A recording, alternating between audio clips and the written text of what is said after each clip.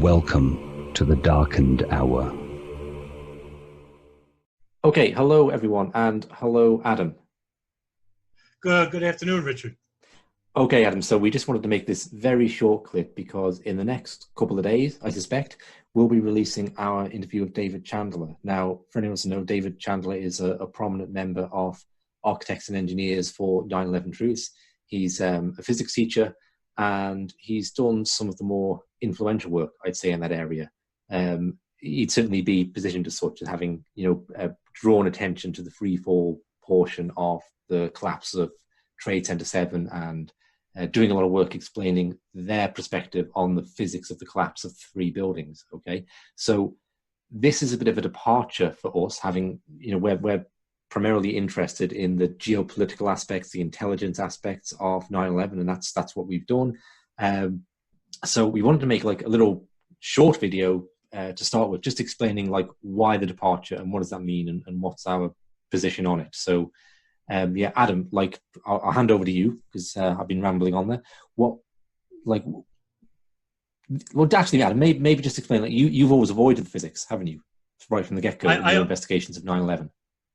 That's correct. And I always said it because, for one, I'm less than a layman in regards to physics knowledge. And when I first started getting into 9/11, I felt that there were far more qualified people on both sides of the argument that could make the case regarding their specific summaries regarding whether the towers came down by explosives or not. And I figured I head into the geopolitical fold. That's why I hold no position regarding physics. And even though that I'm more on the side of having inside job regarding geopolitics, I hold no position whatsoever regarding whether there was explosives or there wasn't regarding World Trade Center 1, 2, or 7.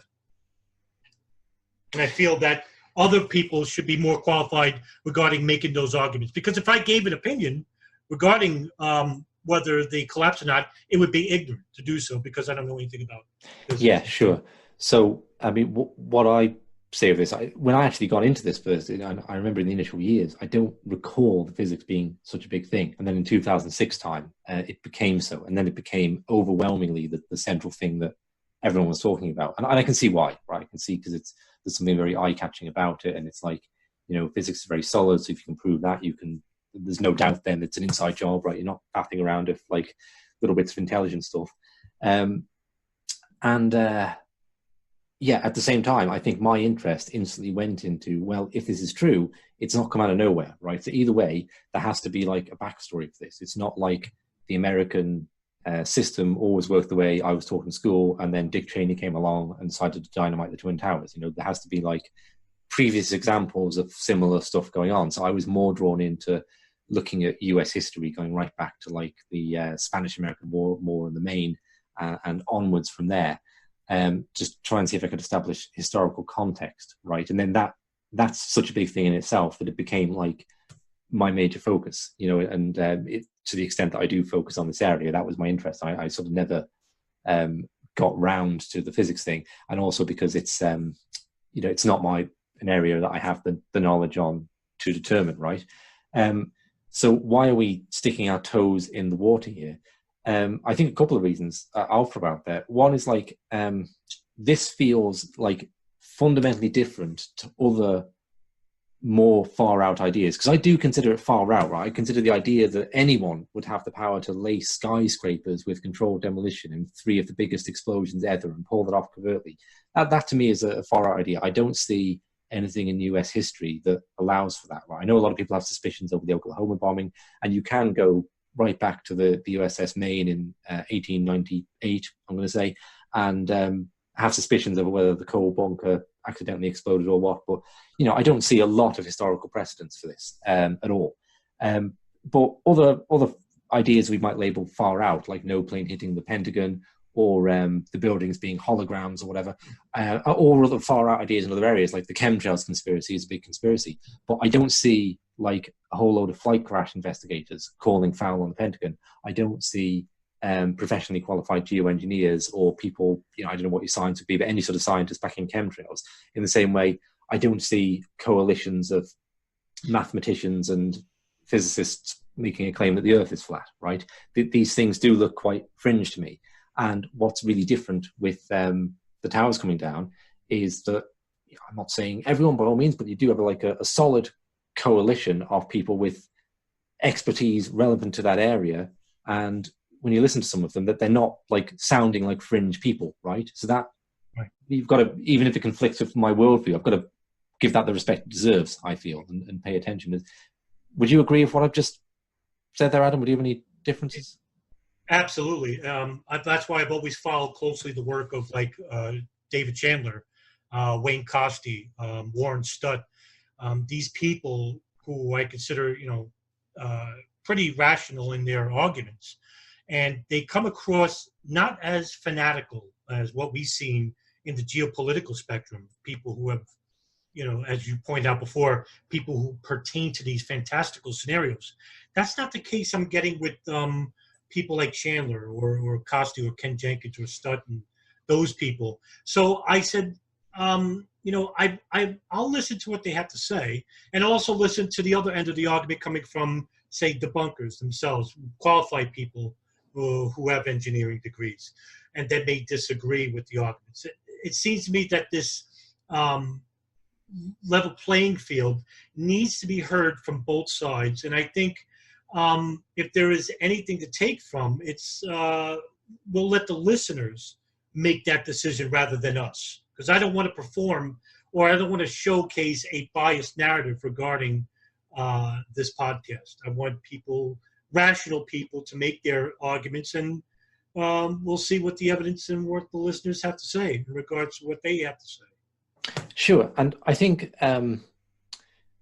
it's important to go into in spite of the difficulty, because, like, if they are right and the buildings were, bombed, brought down by controlled demolition, then we're dealing with, well, for one, that's a slam dunk for the conspiracy. There's Sure. There's no way that the random Arab hijackers, and there's no way a group that wasn't supported strongly by a state could do that, I would say, at all. Correct. And most likely the US state, some aspects of it would have to be in it. So that's like game, set, and match there. Okay, and also it means that we're dealing with something much more large scale and nefarious than we thought, to just have the ability and the audacity to do something like that. Okay, so right. It's something that moves us into a different world. But conversely, like, if they're wrong, then a lot of people are fighting an exaggerated monster, right? They're imagining a much bigger opponent, capable of much more devious acts than actually exists. Okay, we don't want to do that either. And I don't feel like I have a lot of skin in the game. I'm always like suspicious when people say they want to be proven wrong about things, because I never, people's behavior never really indicates that to me when they say such things. Right? People are very attached to their theories, and I'm not different to that. But I feel like we can at least become conscious of our attachments, and I feel that I don't have like skin in this game, so to speak, in that if it did turn out to be incorrect and these people have made a mistake about, and there was a natural explanation of how fire brought the buildings down, well, in some ways that would be it would make the problem of understanding 9/11 all the more containable. We could actually maybe get a handle on it then, and there wouldn't be this huge other thing, which is like, how do we even start? So it would be a kind of a boost in that way, right? It would be, I could see it as being helpful to me in my understanding of things. So I don't feel that's going to the game. And I think like what we want to do is hopefully like go back and forth a bit and see, can two people like ourselves who don't have that knowledge of physics come to a place where we either come down one side of a line or feel like we understand the debate more thoroughly at least, or is it just all technical terms that are going over our heads? I think we'd like to maybe investigate it and see that. And that's what we're holding out there too for people, other people, is that to just move the discussion along a bit, okay? Because it just seems to be very polarized and people arguing with each other.